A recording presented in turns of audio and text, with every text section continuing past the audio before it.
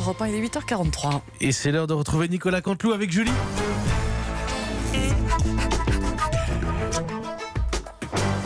C'est presque de l'info, c'est la revue de presse de Nicolas Canteloup. Et tout de suite, quelques titres de l'actualité avec vous, Mathieu Béliard. Oui, Julie. Bonjour, bienvenue sur Europe 1. Europe 1 vous accueille, chers auditeurs. C'est Mathieu Béliard, journaliste vedette, disons-le, de la matinale et vendeur de canapés avec Laurent Cabrol. J'aurais tout fait. L'info du jour, ce sont les agriculteurs en colère qui ont lancé le hashtag Sauf ton paysan. Et oui, on a tous été surpris des paysans qui lancent un hashtag. Il capte donc Internet à la campagne, c'est l'info du jour. Et puis l'autre info, c'est le logo. Le logo des JO qui fait beaucoup parler avec son cercle d'or, sa flamme olympique au milieu, Marianne. Enfin, une femme dans des flammes, ça fait quand même plus penser à Jeanne d'Arc qu'à Marianne. Jeanne d'Arc, Bonjour, Jean-Marie Le Pen, n'est-ce pas? Et je dois dire que j'ai beaucoup goûté ce logo qui devient en hommage à ma Jeanne, apparemment. Alors comme ça, je l'y métisse. J'ai appris que depuis quelques semaines, vous êtes en passe, n'est-ce pas, de draguer ma fille Marine. Vous êtes un peu mon futur gendre, n'est-ce pas? Allez, dans mes bras, fiston. Oh là là. C'est beau papa. Non, laissez Mathieu tranquille, hein, s'il vous plaît. Allez, stop. Hey. À partir d'aujourd'hui, un mois de précipitation devrait tomber en Occitanie en 2 jours. On va faire un petit point météo avec Laurent Cabrol. Alors oui, il va faire un tout petit peu humide. Hein. On attend par exemple sur Paris 3 mm de précipitation. Et pour vous donner un exemple à titre de comparaison, 3 mm à Paris et sur Toulon 4,50 m. Voilà, donc vous prévoyez votre PPP, votre pirogue par précaution.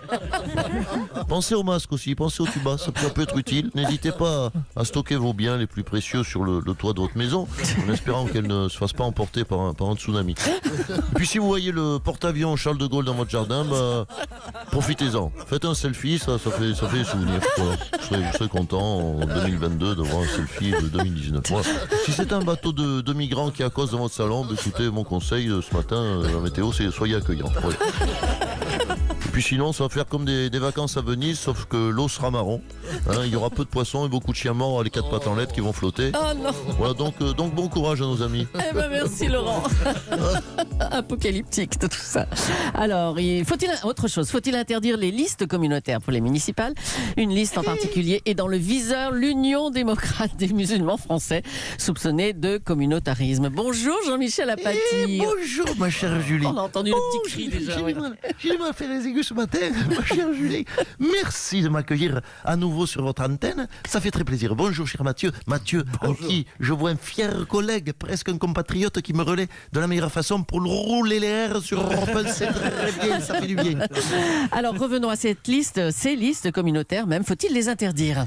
Écoutez, déjà, on ne le peut pas vraiment. Sinon, il faudrait interdire les listes ostensiblement chrétiennes de Christine Boutin ou de Philippe de Villiers. Or, on a besoin, ça permet de rigoler un peu pendant la campagne. Non, mais la liste de l'Union démocrate des musulmans français, alors, Forcément, cette liste pose question. Après, bon, aux dernières élections, elle a fait 0,13% cette liste. 0,13%, c'est rien. À titre de comparaison, la liste du parti animaliste a fait 2,17%. C'est-à-dire que pour l'instant, on a 8 fois plus de chances d'élire un hamster plutôt qu'un musulman. Après, on peut toujours s'inquiéter qu'un canari devienne maire de Strasbourg ou un sanglier devienne maire de Pau. Mais à mon avis, on s'y inquiète pour rien. Pardon. Je reprends la parole pour soulager M. Apathy de son petit souci vocal. Monsieur Apathy, je tiens à vous dire que je m'insurge. Jean Lassalle, bonjour. Oui, bonjour à tous. Un sanglier pourrait tout à fait être maire. J'ai déjà, écoutez, ne riez pas, j'ai déjà un sanglier comme mère de mes enfants. Respectez de grâce sur votre antenne un sanglier. Et je voudrais rebondir, parce que j'ai écouté avec attention ce matin. Je prends mon temps pour avoir la pub à 9h12. Oh, mais arrêtez. Je voudrais, oui, les annonceurs adorent. Les Renoir aussi. Je voudrais rebondir sur M. Axel de Tarlet, qui nous a mis en garde sur les contrefaçons de parfums à base d'urine de cochon. Je m'inscris en faux. Ça sent très bon, l'urine de cochon. Oh non. Même si je vous accorde que je préfère de loin l'urine de sanglier. Non, mais arrêtez ces rires moqueurs qui sont des rires citadins. Moi, je peux vous dire en tant que représentant de la campagne que du rire de sanglier, d'urine de sanglier, jamais tous les matins. Un peu, regardez, un peu. Regardez. Un peu d'after-chèvre. Ah oui, bien Et sûr. j'y ajoute quelques gouttes dedans d'urine sanglière. Oui, sanglière parce que c'est mieux avec la femelle. Penchez-vous dans mon cou, chère Julie. N'ayez pas peur. Vous l'avez? Oui. Ah oui. Oui, le fait bleu. C'est capiteux, c'est boisé, c'est ambré. Il y a une note forestière avec un peu de champignons. C'est un voyage olfactif et sensoriel sur Europe 1 ce matin. Ah, c'est délicieux. Merci, merci. Bon, écoutez, ça va. J'ai aller, réveillé hein. l'auditeur. Non, monsieur Lassalle, c'est bon. Hein. Gérard Collomb a demandé au président de la République de s'exprimer au plus vite sur la laïcité. Bonjour, Gérard Collomb. Oui, bonjour madame Julie, bonjour au gamin, bonjour à votre... Oui, c'est reconnu, voyez donc Ouais. Tout de il suite. adoube mon opinion. Bonjour à votre conseil de la matinale. Alors comme ça, vous ordonnez à Macron de s'exprimer sur la laïcité, mais on ne vous connaissait pas aussi pugnace envers le président. Oui, Monsieur j'ai Collomb. ordonné, je sais, ce n'est pas vraiment mon idée, vous savez, Ah, moi alors, c'est une idée de qui, ça? c'est de ma femme jeune. Ah, Oui, je ne sais pas si vous le savez, si je vous l'ai dit, mais j'ai pris une femme qui a une particularité, c'est qu'elle est jeune. oui, oui. Il paraît d'ailleurs que derrière toutes vos décisions, il y a votre femme Caroline. Oui, je vous l'accorde. C'est souvent ma femme jeune qui décide. C'est normal, vous savez. Elle est pleine de jeunesse, pleine de fougue. Elle veut croquer la vie à pleines dents, ma femme jeune. Elle me le dit tout le temps. Gérard, qu'est-ce que tu peux être plan-plan? Arrête d'être un toutou avec Macron. Rentre-lui dans le lard. C'est ça le Gérard que j'aime. Me dit-elle, le Gérard punk, le Gérard foufou, le Gérard zazou. Et c'est pour ça que vous exhortez le président de s'exprimer sur la laïcité? Ah ben oui, je n'avais pas trop le choix. Caroline, ma femme jeune, m'a dit, c'est ça ou je te fais percer le téton. Oh non. Alors, j'ai choisi la déclaration. Je m'excuse, Emmanuel. Ah bon, ben on comprend mieux, hein, merci Gérard Collomb. Allez, on va revenir sur les grèves à la SNCF et entendre un de ces voyageurs mécontents qui partait en vacances. Il a souhaité garder l'anonymat, on l'écoute tout de suite. Bonjour monsieur. Oui, Alors, vous vouliez partir en vacances, mais vous en avez été empêché, hein, c'est ça? oui, tout à fait. Je suis Kevin H.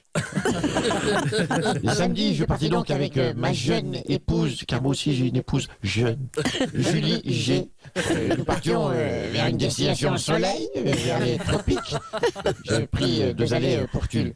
Mais à cause de la politique, M. Cabrol appréciera cette grande connaissance de la géographie. Mais à cause de la politique de Macron, qui exacerbe les tensions entre les Français, nous avons été empêchés. Vivement que, franchement, François Hollande revienne pour 6 ans. Ah oui, c'est vrai qu'il veut 6 ans maintenant. lui. Bon, bah écoutez, François Hollande, hein, je crois qu'on vous a tous reconnus là. Hein. Elle est forte, hein. Elle est forte. Bon, allez-moi la voix ridicule, vous. Ah bah oui. Alors, François Hollande, vous avez déjà accusé Macron d'être à l'origine des tensions dans le climat social. Vous aviez bien géré la réforme des retraites, les régimes spéciaux, vous? Moi, je me souviens plus. Hein. Oui, nous avions bien géré parce que j'avais ma botte secrète à l'époque. J'avais Jean-Marc Ayrault, dit l'anesthésiste. Ah oui, on s'en souvient plus, hein, mais ça existait. Hein. Avec mon Jean-Marc, il a marqué les esprits. Hein, Jean-Marc. On se souvient même plus qui était Premier ministre. On avait posé la question des retraites avec Jean-Marc Ayrault. On avait très bien analysé qu'il y avait un problème. Bon, si, on avait analysé qu'il y avait un problème. Pour ce qui est des solutions, on avait peut-être un petit peu moins concret.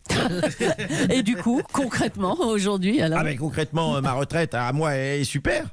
C'est celle des autres qui est moins bien. C'est sûr, c'est moins bien. Mais moi je le dis avec concitoyen, il fallait faire président aussi. Eh bien merci François Hollande. Je vous en prie. Et bon séjour à tous. Ouais, reconnu parce que j'ai pas la voix top hein, ce matin. Allez, on va parler de l'expo dont tout le monde parle justement. Elle a demandé 10 ans de travail. Le Louvre consacre une expo à Léonard de Vinci. Elle ouvre ce jeudi, mon cher Stéphane Bern. Oh que nini, chère Julie, mais c'est déjà ouvert à Londres. J'y vais depuis depuis une semaine. Mais non, elle n'ouvre que jeudi, enfin le 24 octobre. Là. Oh non.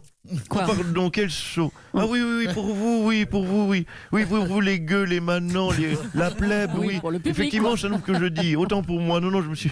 Pardon. Je me suis comparé à vous. Comme si on avait la même vie. Quel écervelé je fais. Moi, j'étais porte ouverte depuis une semaine. Alors, peintre, sculpteur, architecte, ingénieur, surdoué, inventeur, bisexuel et végétarien, on peut ajouter. C'est tout simplement un génie. Hein. Pardon, de qui parlez-vous? De Léonard de Vinci. Ah oui, pardon. Non, décidément. Non, je croyais que vous me parliez d'Emmanuel Macron.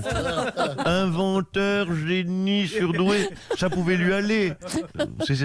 Cher Mathieu, ça ne fait jamais de mal de failloter un peu. Mais là, ça s'entend. hein. Croisez Constance Binquet, n'hésitez pas. Voir nous la regarder. Il n'y a que sur bisexuel et végétarien que j'avais un doute. Hein. Personne n'est parfait, ça viendra toujours à temps. Hein. Vous disiez, Dame Julie? Alors, je disais que le Louvre fêtait les 500 ans de la mort du génie Vinci. Oui, 500 ans. 500 ans, ça date, hein, oui.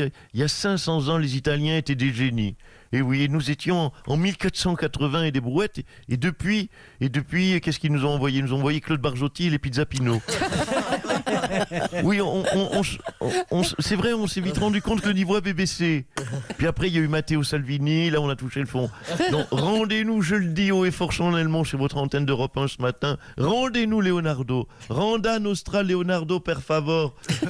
Oui, no parlato Ritalo, scusi. Je suis Rital et je le reste dans le verre. Oh, Claude Barzotti. Oh, c'est gentil pour lui, ça lui fera quelques droits d'auteur. Ma musique est italienne. Merci beaucoup à Nicolas Canteloup, à ses auteurs, à Julie. Soignez-vous bien. Nicolas, vous voulez peut-être l'écharpe que je portais hier et vous vous en moquez un petit peu. L'écharpe de 1780. Elle pourrait vous servir. Merci Nicolas Canteloup, la revue de presse à retrouver sur europe1.fr.